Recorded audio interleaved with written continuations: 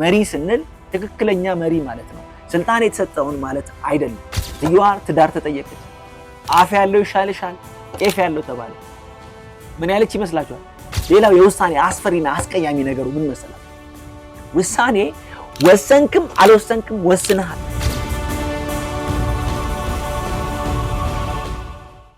ሁሉም ነገር የራሱ ባህሪ እንዳለው ይታወቃል እና ባህሪውን በመመልከት ደግሞ ይሄ ነገር እንደዚህ ነው እንላለን። ለምሳሌ አሳ በባህር ውስጥ ነው የሚገኘው። አንበሳ በምድር ላይ ነው የሚገኘው። ኢግል ደግሞ በሰማይ ላይ ነው የሚበረው። ግን የተለያየ ባህሪ ያላቸው እንስሳት ናቸው ብለን ብንጠራም የተለያየ የራሳቸው ባህሪ፣ ለምሳሌ የሚበሩ አሉ፣ በምድር የሚንቀሳቀሱ፣ በባህር ውስጥ የሚርመሰመሱ አሉ ማለት ነው። በተመሳሳይም የተለያዩ ሙያዎችን ስንጠራ ለምሳሌ መኪና የሚጠግን መኪና ቴክኒሻን የራሱ የሆነ ባህሪዎች አሉት። ነገሮችን የሚፈትሽበት የሚሰራበትን መንገድ ልንመለከት እንችላለን። የሚያሰራሩ የሚጠቀማቸውን ቁሳቁሶችን በተመለከተ ከግምት ልንከት እንችላለን።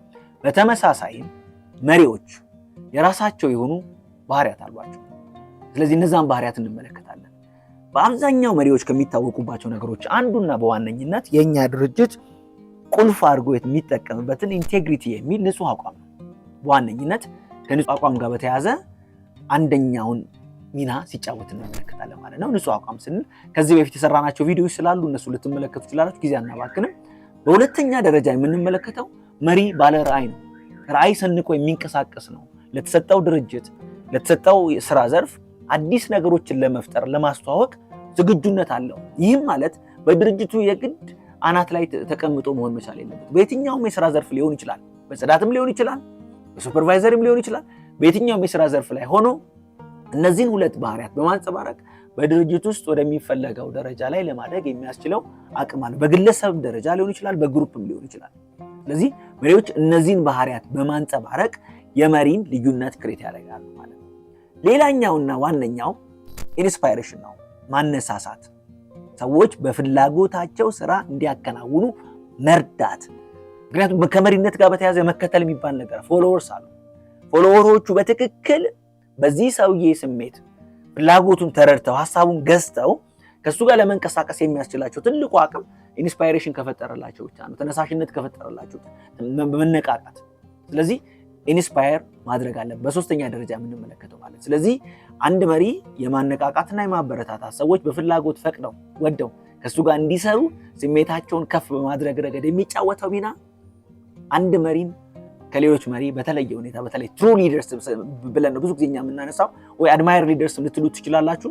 እኛ እዚህ የምናነሳው በዋነኝነት ትኩረት አድርገን መሪ ስንል ትክክለኛ መሪ ማለት ነው። ስልጣን የተሰጠውን ማለት አይደለም። የሆነ ቦታ ስልጣን ይዞ እየሰራ ያለ ሰው እያልኩ አይደለም። እያልኩ ያለው ትክክለኛ መሪ በየትኛውም የሥራ ዘርፍ እርከን ላይ ያለ ሊሆን ይችላል፣ በታች ሊሆን ይችላል፣ ላይ ሊሆን ይችላል። that's not a problem። በሶስተኛ ደረጃ የምንመለከተው የተግባቦት ክህሎት ነው ማለት ነው። በጣም ወሳኝ ክህሎት ነው። የክህሎት ሐሳባችን፣ ስሜታችንን፣ ፍላጎታችንን የምናሰርጸው በዚህ ስለሆነ ማለት ነው።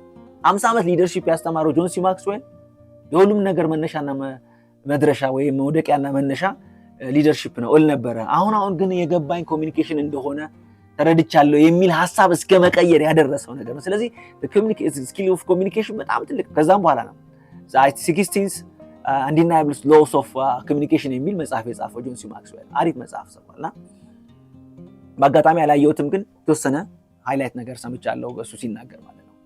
ስለዚህ ምን ልታደርጉ ትችላላችሁ? ስለ ኮሚኒኬሽን ስናነሳ ሐሳብና ፍላጎታችሁ በተለይ ተነሳሽነት እንዴት ነው የምትፈጥሩት? ራያችሁ እንዴት ነው የምታጋሩት? ራያችሁን በሰዎች ዘንድ እንዲሰርጽ የምታደርጉት እንዴት ነው? የግድ ነው ምን መደረግ አለበት? you need to communicate።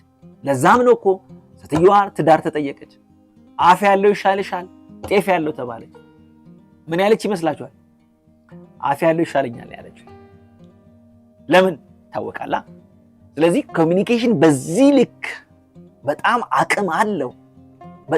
በተለይ ሰርቪስ ኢንዱስትሪ ላይ የኮሚኒኬሽን ስኪል አቅም ልነግራችኋል። 80% ሰክሰስ ኦር ፌለር ከኮሚኒኬሽን ጋር የተያዘ ነው። ሰርቪስ ኢንዱስትሪ ላይ ሆቴል፣ ሬስቶራንት፣ እነዚህ አገልግሎት የሚሰጡ ተቋማት በጣም ትልቁ ሚናቸው ኮሚኒኬሽን ነው። ስለዚህ ኮሚኒኬሽን በጣም አስፈላጊ ነው። ግን ሌላ ስቴፕ መጥቷል አይደል? ለዛ ነው ጆን ሲ ማክስዌል many people communicate few people connect የሚል ሐሳብ አለው። ኮኔክት ማድረግ በጣም አስፈላጊ ነው። ኢሞሽናሊ አታች ማድረግ፣ ኢሞሽናሊ አላይን ማድረግ ማለት ነው። ምን ማለት ነው?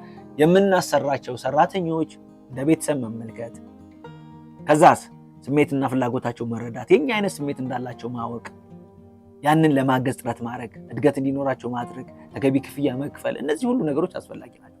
ሌላኛው ኢምፓቲ ነው። በሰዎች ስሜት ውስጥ መሆን አምስተኛው ማለት ነው። ሰዎች ስሜት ውስጥ መሆን መቻል አለብን። ምክንያቱም ሰዎችን ስሜታቸውን ለመረዳት ጥረት የምናደርግ ከሆነ ሰዎች ይወዱናል፣ ሰዎች ያከብሩናል፣ ሰዎች ቦታ ይሰጡናል። ለምን? እነዚህ ሰዎች እኛ ለማወቅ እኛ ለመረዳት ባደረግነው ጥረት ልክ እነሱም እኛን ለማወቅ ጥረት ያደርጋሉ ማለት ነው። እኛን ለመረዳት ጥረት ያደርጋሉ ማለት ነው። የሰጠናቸውን ሐሳብ ወስደው ተግባራዊ ለማድረግ ጥረት ሲያደርጉ እንመለከታለን ማለት ነው። ሌላኛው ስድስተኛው አካውንታቢሊቲ ነው። ስለ አካውንታቢሊቲ ስለ ተጠያቂነት ማለት ነው። አንድ ሰው በመሪነት ሚና ላይ ሰፍሮ የማይጠየቅበት ምንም ምክንያት የለም። የማይሸለምበት የማይወቀስበት ምንም ምክንያት የለም። ምክንያቱም አጠቃላይ የአሳ ግማቱ ከአናቱ ይባል የለ አለቀ።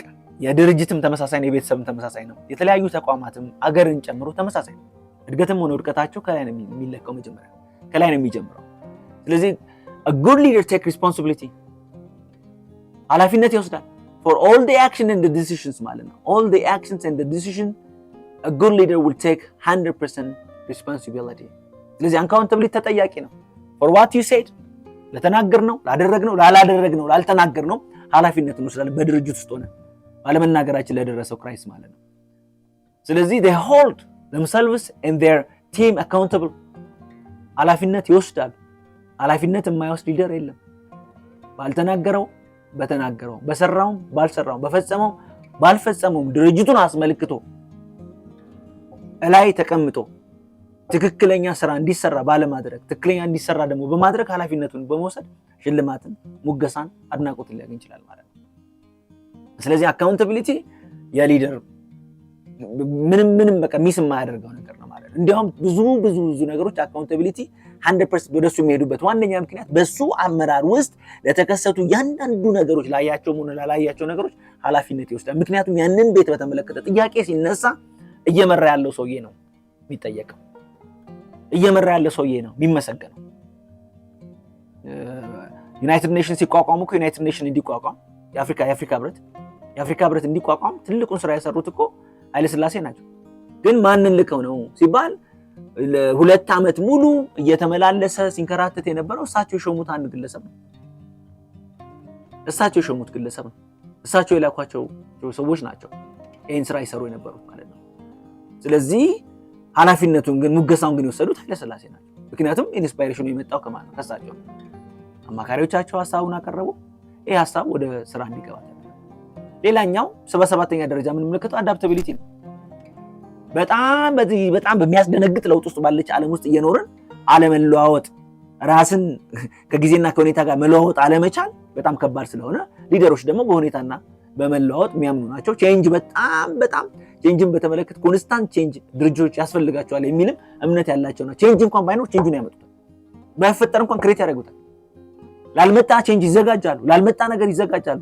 ያልመጣውን ነገር ወደፊት ለማምጣት ጥረት የሚያደርጉ ናቸው። ስለዚህ ቼንጅ ኦሪየንትድ ናቸው።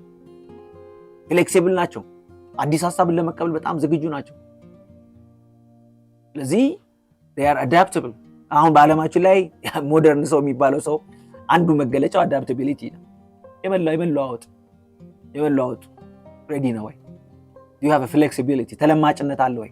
ፍሌክሲብል ነው ወይ? ወይስ ግትር ነህ? በቃ ተከንቸረ እዛው ድርቅ ብለህ የምትቀር ሰው ነው? or are you kind of flexible or ተለማጭ የምንለው አይነት ሰው ነህ? መለመጥ አስፈላጊ ነው። ፍሌክሲብል መሆን በጣም አስፈላጊ ነው ማለት ነው።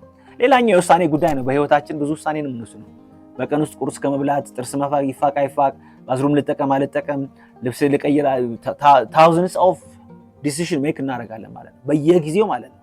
ስለዚህ ከዲሲሽን ጋር በተያያዘ መሪዎች የሚገለጹበት አንዱ ነገር የመሪነት ዲሳይሲቭነሳቸው ይታወቃል ማለት ነው። የመወሰን አቅም አላቸው። ሮንግ ቢሆን ኮንሲኩዌንስ ቢኖርም ይወስናሉ። ባለመወሰን ሊደሮች አይታወቁም። ሊደሮች የሚታወቁት የመወሰን አቅም አላቸው። ውሳኔን በተመለከተ እንትን አይሉም፣ ዳተኞች አይደሉም፣ ይወስናሉ። ስለዚህ they have the decision skill ማለት ነው። ሌላው የውሳኔ አስፈሪና አስቀያሚ ነገሩ ምን መሰላችሁ?